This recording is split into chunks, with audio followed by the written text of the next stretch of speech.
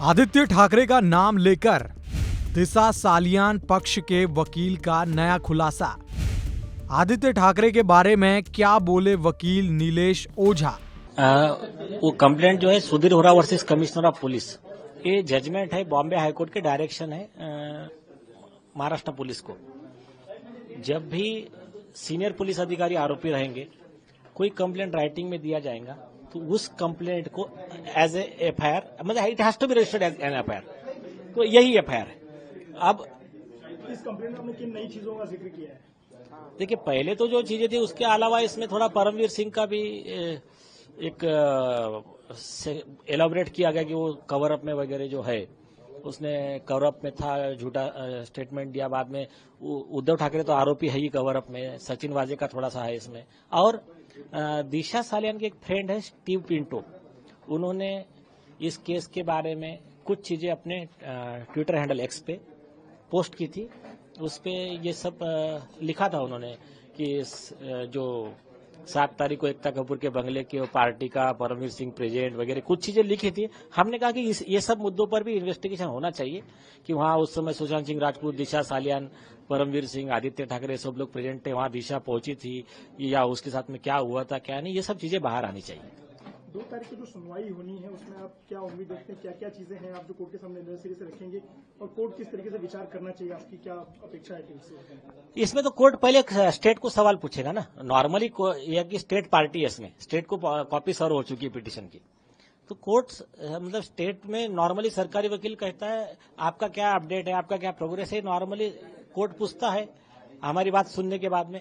अगर वो खुद होके कुछ कहना चाहे, इसमें स्टेट ने तो कहा है कि हमारा कंसेंट है, अगर कोर्ट कहता है सीबीआई तो सीबीआई को हमारा कोई ऑब्जेक्शन नहीं है। जो कोर्ट डायरेक्शन देगा हम वैसा काम करेंगे, तो स्टेट की तरफ से ऑब्जेक्शन ही नहीं है हमारी पिटीशन को, कंसेंट है। ये भी कहा है कि कोर्ट मॉनिटर सीबीआई प्रोब हो, इसका मतलब ये है कि आपको राज्य सरकार पे या फिर लोकल पुलिस पे भरोसा नहीं, इसलिए आप सीबीआई जांच चाहते हैं और वो भी कोर्ट मॉनिटर चाहते हैं। बिल्कुल बिल्कुल, हमने सरकार पर विश्वास जताने वाली सरकार आपके साथ खड़ी है। नहीं, ये इसमें पॉलिटिक्स इतना है ना, तो ये सरकार और उसमें क्या है कि वो परमवीर सिंह जैसे लोग हैं, तो ये इतने आसानी से ये केस में सच बाहर नहीं आएगा, जस्टिस जल्दी नहीं होगा।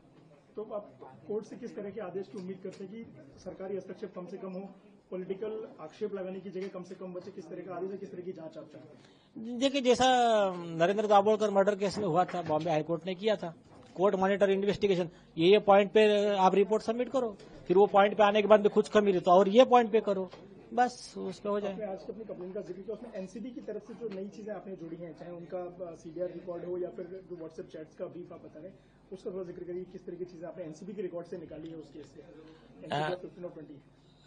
15 ऑफ 2020, 16 ऑफ 2020 और 03 ऑफ 2021, तीनों केस के रिकॉर्ड ये दिखाते हैं। पहले रिया चक्रवर्ती ड्रग्स के बिजनेस में तो थी, उस मतलब उसको जो भी अरेस्ट किया उसको, उसके भाई को, जो लोगों को, रिया चक्रवर्ती के और आदित्य ठाकरे के संबंध है। बाद में आदित्य ठाकरे और डीनो मोरिया के जो फोन सर्विलांस पे रखे जो भी रिकॉर्ड उन्होंने किए कि आदित्य ठाकरे ड्रग्स के बिजनेस में इन्वॉल्व है, आदित्य ठाकरे खुद हाइड्रोपोनिक वीड का सेवन करता जो प्रोहिबिटेड है, तो ये सारी चीजें ऑन रिकॉर्ड आई है।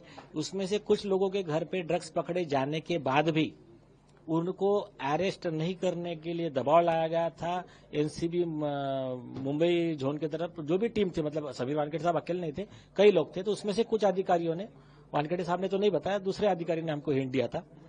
तो ये सब चीजें हैं और उसमें बहुत मतलब अहम चीजें ये है कि ये ड्रग्स के जो लोग थे, DAPP करके समीर खान का जो कंपनी था, जिसको प्रोहिबिटेड ड्रग्स के बिजनेस में आरोपी, कंपनी को आरोपी बनाया था एनसीबी ने, तो वो कंपनी के रेगुलर जो संबंध निकले, समीर खान का जो स्टेटमेंट निकला कि मैं एक पॉलिटिकल लीडर, मतलब जो रेगुलर उनके पास में आते हैं, उनके फोटो में आदित्य ठाकरे आते हैं, तो उनके थ्रू मैं बम्बई में ड्रग्स का बिजनेस बढ़ाऊंगा वगैरह, जो उनके चार्ट, उनका स्टेटमेंट है, समीर खान का स्टेटमेंट है एनसीबी के रिकॉर्ड पे। समीर खान का बैकग्राउंड बताएंगे आप?